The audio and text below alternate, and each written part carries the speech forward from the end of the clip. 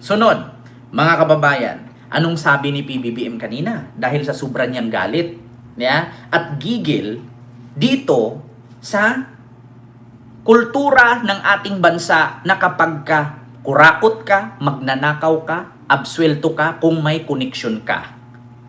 Ilan ang mga politiko na nililitis at napatunayan na may kasalanan pero hindi nakukulong, sabi ni PBBM kanina. Kaya dahil dyan, tignan ninyo. Mismong ang pinsan niya, anong sabi ni PBBM? Walang kaibigan, walang kamag-anak, walang malapit, at walang kumpadre kumare. Lahat kung may kasalanan ka, managot ka, harapin mo. Katulad na lang dito sa pinsan niyang si Martin Romualdez. Ito po, mga kababayan. Alam nyo ba, mga kababayan, na unti-unti na. Kung naalala ninyo nung lumabas itong si Gutesa, nahihirapan. Kung naalala ninyo, nang lumabas itong si Gutesa, nahihirapan si Romualdez paano lumusot. Nahihirapan talaga siya. Pero ngayon mga kababayan, hawak ni Ping Lacson ang dalawang testigo na may koneksyon, si Romualdez at mga Diskaya. Alam nyo na. Ito po, mga kababayan. Naku po, mahirap ito. Mga kababayan, medyo mabigat-bigat ito. Ito yung mahirap na hindi natin alam kung anong gagawin ni Romualdez dito. Asahan na ang mga pasabog sa Senate Blue Ribbon Committee Sa Lunes to, ha? pagpapatuloy ng investigasyon nito sa flood control scandal sa Lunes. Alamin natin ang mga nakalinya sa Agenda Weekend Report ni Hannity. May tetestigo raw tungkol sa di umano'y kaugnayan ni Curly Diskaya kay dating Speaker Martin Romualdez. Nasa 2 resource person daw ang magpapatotoo sa Senate Blue Ribbon Committee hearing sa Lunes. Patay. 2 testigo ang magpapatotoo. Nako po, mga kababayan, sino kaya ang testigong ito? Tandaan ninyo mga kababayan, si Lacson, yan ang pinakamagaling na investigador sa lahat ng senador. Yan ang pinakamagaling na investigador talaga. 2 testigo. 'Di ba? Ang magtestigo laban kay Romualdez, 'di ba? Mamirian Susuki, hello po. 2 testigo na may koneksyon si Romualdez at mga Diskaya. Eto na. Eto na, mga kababayan. Mali lang kasi yung si Gutesa eh. Dapat kasi kay Gutesa gumawa ng affidavit yun eh. Pinanotaryo ng ayos eh. Kaya gigil na gigil si Marcoleta eh. Kasi bakit? Alam nyo ba, sa totoo lang mga kababayan, kung si Marcoleta lumusot doon sa paghawak niya kay Gutesa, babango ang pangalan niya. Lalakas ang kapangyarihan ni Marcoleta. Totoo yan mga kababayan. Bakit? Halos buong Pilipinas ang inaabangan si Romualdez kung kailan makulong, kailan masabit. Kasi marami po talagang galit dyan, lalong-lalo na si Sara Duterte kay Romualdez. Pero mga kababayan, palpak kasi itong si Marcoleta. Ngayon mga kababayan, do you think kung hindi makalusot si Romualdez dito sa 2 testigo na hawak ni Ping Lacson, do you think si Ping Lacson hindi lalakas ang boses nito, hindi lalakas ang pangalan nito? Putang ina, baka tatakbo pa itong Vice President, manalo ito. Mga kababayan, baka tatakbo pa itong Vice President or President, manalo pa itong si Ping. 'Di ba? Naku po.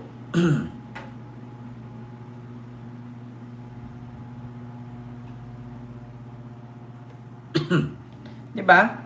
Mga kababayan, paki-comment nga mga kababayan kung may boses tayo. Kung hindi ba tayo nakamute. Diba? Ma'am Emma, maraming salamat sa iyong super sticker. Thank you so much po. Diba? Kita nyo mga kababayan, continue natin. Continue natin. Itong kay, itong kay Romualdez. Saan na ba yun? Nako po, mga kababayan, kakaiba ito. Saan na ba yun? Nawala tuloy. Ito.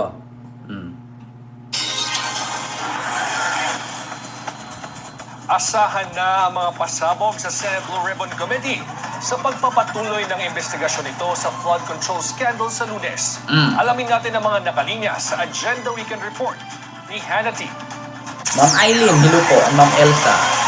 May tetestigo raw tungkol sa di umano'y kaugnayan ni Curly Liscaya kay dating Speaker Martin Romualdez. Patay. Nasa 2 resource person daw ang magpapatotoo sa Ma'am Dali Senate Blue Babes, Ribbon sino po? Committee hearing sa Lunes tungkol sa pagbili ni Romualdez ng isang house and lot sa South Forbes noong 2023 kung Patay. saan si Liscaya raw ang nagsilbing pangpronta nito. Hala. Nakakuha si Senate Blue Ribbon Committee Chair Ping Lacson ng kopya ng deed of absolute sale at mga tseke Hala. ayon sa isang panayam sa kanya. Naku. Bagamat hindi pinangalanan si Discaya bilang buyer sa bentahan, ito naman daw ay isang korporasyong ang pangunahing stockholder ay may kaugnayan umano kay Romualdez. Nako. Samantala, ang pagkakaroon ng wishlist sa budget, wala raw pinagkaiba sa pagnanakaw ayon kay Lacson. Anya, mahalagang suliin ng komite ang tinaguriang Cabral Files na tatalakayin na rin umano nila sa pagdinig sa Lunes. Sa dokumentong iyon nakalagay ang wishlist o allocables ng mga mambabatas pagdating pa Ayan lang na, sa mga kababayan, dito na. Dito na, mga kababayan. Dito na hindi makatulog si Romualdez dito. Actually, ito mga kababayan. Ganito yan. Pagdating sa korupsyon, walang DDS, walang loyalista, walang kakamping dito. Halos lahat tayo galit dyan. Pero pagdating sa mga pinili nating leader, kanya-kanya tayong pinili. Merong Lenny, merong Sara, merong Marcos. Diyan tayo hindi magkakapantay, hindi magkapareho. Pero pagdating sa korupsyon, putang ina, kahit kapatid ka pa ni Marcos, wala akong pake. Kahit pa sinuportahan ko si Marcos, kung nagnakaw ka, pinaghirapan namin taong bayan yan, DDS, kakamping at loyalista, kahit pa kapatid ka ni Marcos, wala akong pake, makulong kang putang ina ka. Diba? Kaya mga kababayan, pagdating sa korupsyon, wala akong pake, kahit si Aimee man yan, o kahit si Sandro man yan, kahit si Romualdez man yan, kung sabit ka sa korupsyon, managot kang putang ina ka. Diba? Kasi bakit? Ang pagsuporta sa politiko, mga kababayan, lagyan mo ng label, lagyan mo ng limitasyon. Huwag mong itulad sa iba na kung suwala na sa power, ginagawang santo. Iniiyakan pa, ginawang karton. Diba? Hindi kami ganun. Hindi kami tanga. Kasi ang usapin dito, pag sinabing korupsyon, pundo ng bayan yan. Pundo ng bawat Pilipino yan. Sahod nila, tinakaw nila, galing sa pagod natin. Diba? Kung DDS ka man, kakamping ka man o loyalista ka man, pagdating sa usaping korupsyon, walang kaaway dyan. Lahat tayo nagkakaisa. Bakit? Pera natin yan. Ginagago nila tayo. Diba? Pagdating sa pagsuporta, kanya-kanya tayo. Pero pagdating sa atin, hindi na po pwede yun. Hindi na po pwede yung ganun na porket DDS ka, ay aawayin ka ni loyalista. Hindi pwedeng ganun. Bakit? Pera natin lahat yan. Kahit pa loyalista ka, kakamping ka, o DDS ka, tax natin yan. Di ba? Kaya ngayon mga kababayan, ito ang inaabangan ng lahat. Kung lumusot si Romualdez kay Gutesa, ewan ko lang kung makakalusot pa siya dito kay Lacson. Mga kababayan, ito ang aabangan natin. At kung mapatunayan at mapa-authenticate ng DPWH itong Cabral Files na hawak ni Boying Rimulya ngayon, sabi nga ni Boying, may nag-interview nga kay Boying, paano yan, Ombudsman Boying, di ba mo si Romualdez, parang kapraternity, o parang kaano mo yata yan, so ano yan, uuhulihin mo ba, kakasuhan mo ba, kaibigan mo yan. Anong sagot ni Boying at ni John Vic? Trabaho ito, walang personalan. Trabaho ito, walang personalan. 'Di ba? Yan ang mahirap ngayon, mga kababayan. Kasi ang isipin mo, hindi porket kaibigan mo, explain ko sa inyo ganito yan. Bigyan ko kayo ng example na ang pagkaroon ng koneksyon or pakikipagkaibigan ay naputol dahil sa chismis. Isipin ninyo, si Enrique Rason at si tawag dito, Kiko Barsaga. Hindi nyo ba alam na ang tatay ni Kiko ang tumulong kay RR para maging congressman? Pero kinasuhan ni Enrique Rason si Kiko. Hindi sa mga hindi nakakaalam sa historya, ang tatay ni Kiko Barsaga tinulungan si Ricky Rason para maging congressman para kalabanin si Remulla. Pero nagulat kayo ngayon na si Enrique Rason kinasuhan si Kiko. Kita nyo yan? Hindi talaga nasusukat ang pagiging kaibigan kung may mali ka. Diba? Hindi nasusukat kung pinsan ka, kamag-anak ka o kaibigan ka. Walang ganun. Tignan ninyo, isa pa. Bigyan ko kayo ng example. Si Junvic Remulla, kaklase ni Roque, kaibigan ni Roque yan. Pero anong sabi ni Junvic? Sumunod tayo sa batas. Blacklisted na siya. Kung ano ang order ng presidente na ipakulong, ipakulong si Roque, ikulong natin yan. Diba? Ma'am Kanji Official, hello po. Yan ang patunay, mga kababayan. Kaya nga anong sabi ni PBBM? Alam ninyo, kaya galit na galit sila sa akin. Kasi hindi nila ako mahawakan sa liig. Hindi nila nakukuha ang gusto nila, kaya sila nagalit sa akin. Yun ang sabi ni PBBM. Diba? Walang kaibigan. Walang kamag-anak. Hindi si Libiste. Hindi si Libiste. Hindi po si Libiste. Si Kiko Barsaga po ang kinasuhan ni Rason. So, which is, hindi naiisip ni Rason na si RR or si Ricky Rason naging congressman dahil sa tulong ng tatay ni Kiko. Walang kinalaman si Libiste dyan. Kalayo-layo ni Libiste, Batangas yun eh. Diba? Kita ninyo mga kababayan? Totoo yan. Kahit i-ano ninyo ang history. Diba? Kaya yung sinasabi nilang utang na loob, sa madaling salita, credit inside. Kay BBM hindi inaano ni PBBM yan, hindi inaalaw. Walang pakialam si PBBM sa sinasabing credit inside or utang na loob o kaibigan ka, kamag-anak ka, abay ka, kumpare ka sa kasal, kumari ka sa kasal. Kung may kasalanan ka, managot ka. Bakit? Siyempre, ikaw, presidente ka, hahayaan mo masira ang pangalan mo? Hindi porket naging presidente ka, ay kahit sirain ka ng sirain, ay tatanggapin mo na lang. Hindi po. Bakit? Andyan pa yung mga anak mo. May mga susunod pa sa iyong henerasyon. Yung anak mo, yung apo mo, pinsan mo, kapatid mo, pamangkin mo. May possibility maging presidente din yan. Puhon. Or sa pagdating ng panahon. Diba? Sa Bisaya, puhon. Future. Kaya kung ngayon, presidente ka, huwag mo hayaang madungisan ang pangalan mo. Kung pinsan mo, kapatid mo sangkot, ipakulong mo, parusahan mo. Kasi bakit? Hindi porket presidente ka, tapos ka na sa termino, narating mo na yung tugatok o tuktok bilang politician. Kasi alam nyo man mga kababayan, di ba? Ano ba ang pinaka-end na posisyon sa politics, di ba? Yung pagiging presidente. Pag naging presidente ka na, nakamit mo na yung tagumpay mo, narating mo na yung goal mo. Siyempre, tatakbo ka ngayong city councilor o kagawad or barangay chairman. Do you think habang buhay ka na lang mag-chairman?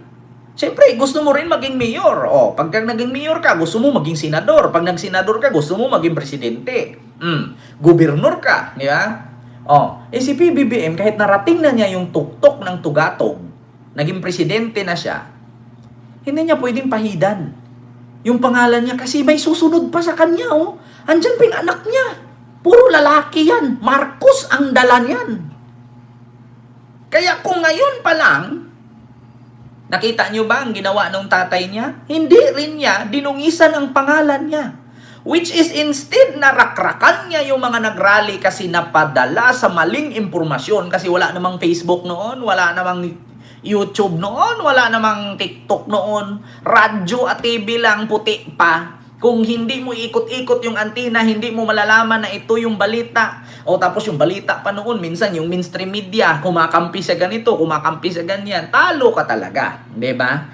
Oo. Kaya ngayon mga kababayan, hindi mo na kasi matago ang lihim eh.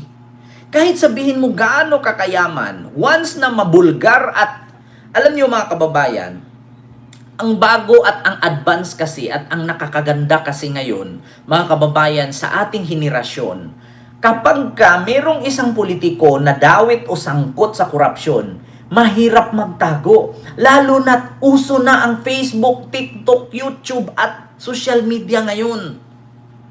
Diba sasabihin mo, hindi ako sangkot sa ganyang korupsyon, wala akong ganyan.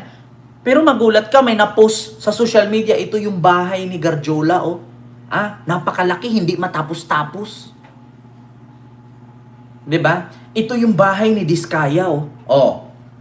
Biruin mo, kahit walang korte, sa netizen pa lang, bistado ka na. Hindi katulad noon, walang netizen eh. Radyo-ladyo lang. 'Di ba? Ngayon kasi mga kababayan, wala kang takas kahit gaano pa kadami yung pera mo. Yung resibo kasi lumalabas. Sabi nga nila, wala namang umuutot na walang amoy. Kahit sabihin mo uminom ka ng Jumalon, pag utot mo, amoy utot pa rin yan. Diba? Kasi alam mo na, kung ikaw Jumalon user, alam mo kung ano yung amoy ng Jumalon. Kung ininom mo yan, tas umutot ka, kahit sabihin mong amoy Jumalon, pero bakit may halo? 'Di ba? Ganun yan sa politika. Sabihin mo, hindi ako nagnakaw, hindi ako sangkot, wala akong kinalaman dyan. Ano tong picture? O ano tong sabi ng dalawang testigo ngayon na hawak ni Lacson? Sasabihin ni Romualdez, hindi totoo yan, walang ganyan. Ano yung hawak ni Lacson? Kwento? Paano kung sa Lunes may i-represent si Lacson dyan? Mabulgar ng sambayan ng Pilipino. Sasabihin na naman nila, hindi notaryado. Peke, gawa-gawa. Nako mga kababayan, walang ganun. Hintayin natin sa Lunes. 'Di ba? Hintayin natin sa Lunes. Yung sinabi ni Lacson na dalawang testigo. At take note kung hindi totoo yung sinabi ni Lacson, bakit nakakuha siya ng mga resibo? Kung paano niya binili ang lupa sa Makati. Yung mga detalyado, mga dokumento, bakit nakuha ni Lacson? Sige nga. Di sana ngayon, yung abogado ni Diskaya, hindi na hinarang na sana, walang kinalaman yung kliyente ko dyan. Bakit hindi nagsasalita? Diba, Ma'am Emelinda Villanueva? Ma'am Ima Batico Silupo. Kaya ito yung aabangan natin, yang mga yan, tulad nila Martin, kahit si PBBM, literal na mayayaman na yan noon. Magkakaproblema lang yan kung ang ginamit na pera galing sa pondo ng gobyerno. Paano kung gamit mismo pera nila? Sabi ni Chupaing. Ang problema nga dyan, Chupaing, ganito yan. Halimbawa, sabihin natin ngayon, itong si Martin may connection kay Diskaya. Tapos pera ni Martin ang ginamit, pambili, at ginawa lang tulay si Diskaya kasi syempre baka may kakilala si Diskaya, di ba? Kasi syempre pag bilyonaryo ka nga naman, marami ka din kaibigan, billionaire din. Malay mo yung kaibigan mong billionaire, ikaw lang yung friend, tapos yung naka-private, di ba? Tapos pag post mo makikita, binenta ko yung aking 100 million mansions.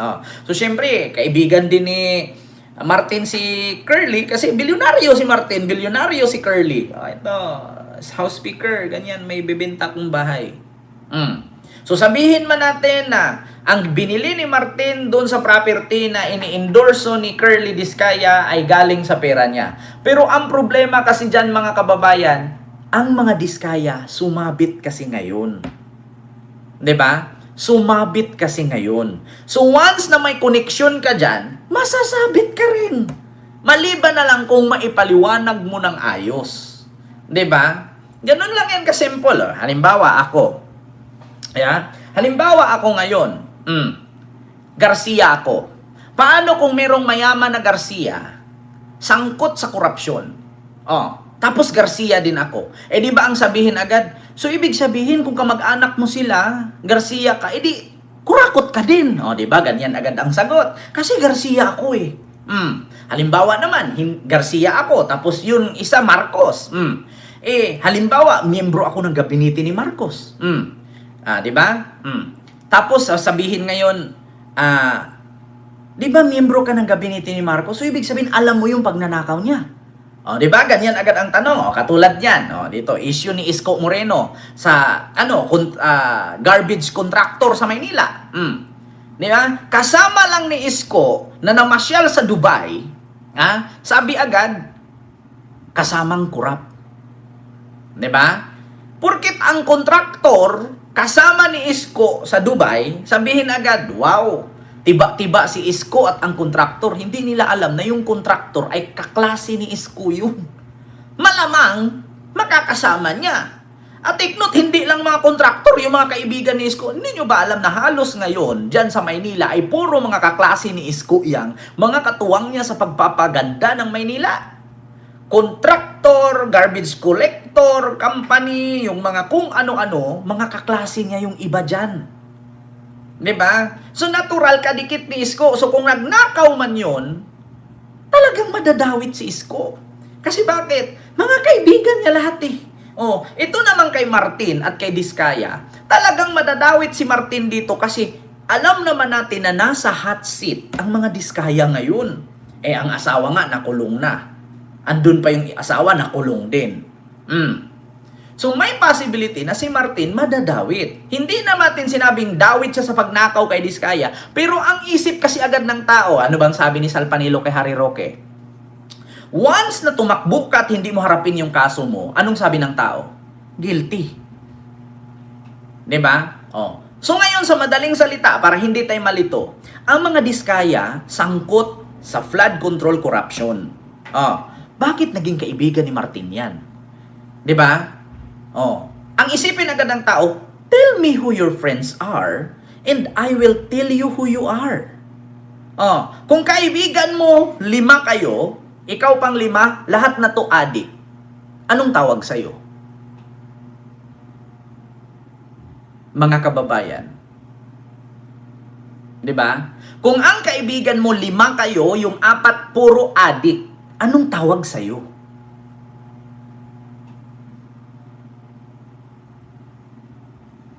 Adik na rin. Ang problema, kahit hindi ka nag-a-addict, bakit ka nakipagkaibigan yan? Adik nga yan. Yan agad ang natatatak sa isipan ng tao. Di ba? Kung ang kaibigan mo si Diskaya magnanakaw ng flood control, ba't mo naging kaibigan yan? Anong sabihin ng tao ngayon? Tapos may testigo pala, 2 lalabas, putang ina, wala na. Di ba? Kaya nga may show ang Itbulaga na bawal judgmental eh. 'Di ba? Ganun 'yun mga kababayan. Walang problema sa pagiging kaibigan ni Martin Romualdez at ni Diskaya. At walang problema sa pagbili ni Martin ng property sa introduce ni Diskaya. Kung sa kaibigan ni Diskaya 'yun at inintroduce kay Martin, walang problema. Ang problema, bakit mo naging kaibigan si Martin Diskaya? At bakit naging kaibigan ni Martin si Diskaya? Diba? Yan ang tanong ngayon mga kababayan. Kaya, hindi man natin, kahit sabihin natin walang kinalaman si Martin, pero ang tanong, bakit mo naging kaibigan? Hindi naman politician si Diskaya, ikaw politician, so paano ganun? Bakit ganyan? Sige nga, pakisagot mga kababayan, paano mo naging kaibigan si Martin? Hindi ka naman politician. O sabihin natin, bilyonaryo kayo. Bilyonaryo si Martin, bilyonaryo kayo. Malamang may pagkakataon at dahilan na magkakaibigan kayo.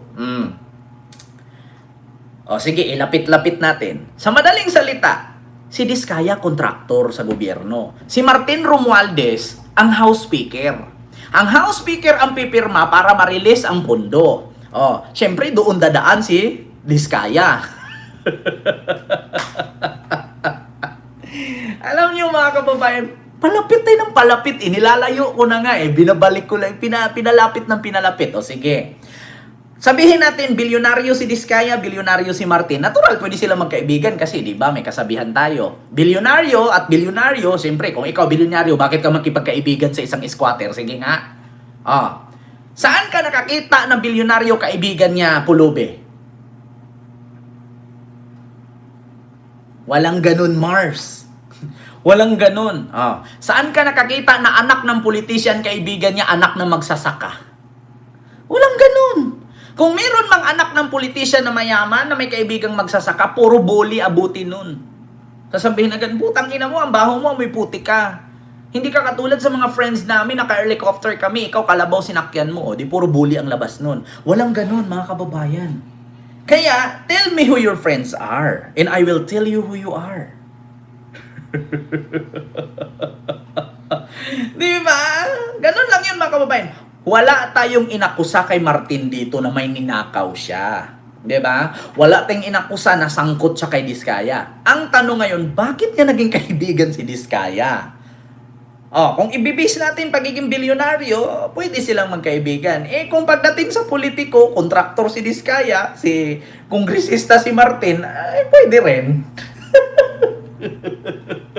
'Di ba? Tapos may dalawang witness pa. Nga ka ngayon. Paano yan? Sino yung witness at anong sasabihin ng witness? Malalaman natin yan sa Blue Ribbon Committee ni Lacson. Diba? Diba naguguluhan tayong lahat. Pero kahit saan nating ikwento yan kung anong idahilan natin dyan, iisa lang. Paano ba sila naging kaibigan? Ano bang rason kung bakit sila nagkaroon ng koneksyon? Abangan natin sa witness sa Lunes.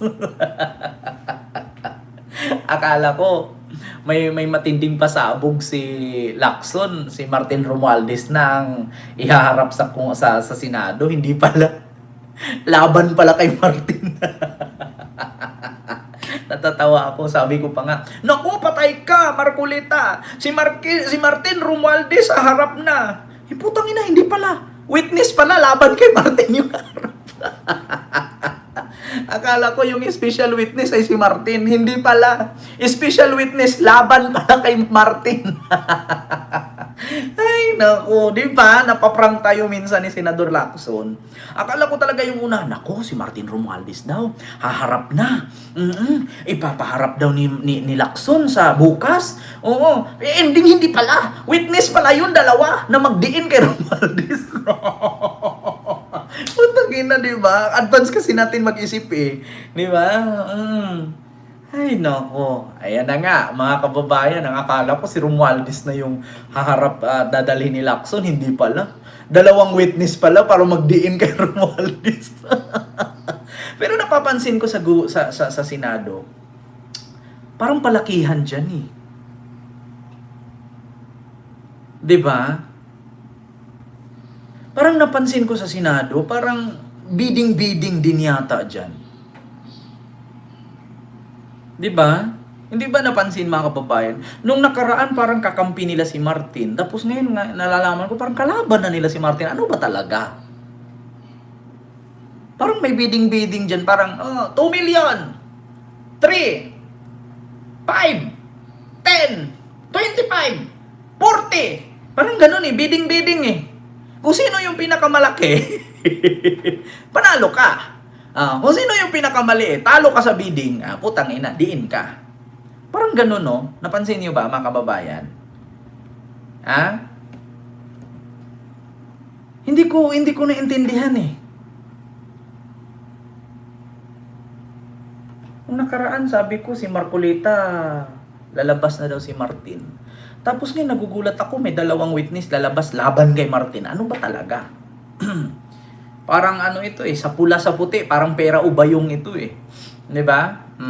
So yun po yun mga kababayan, yung ating reaction na yun.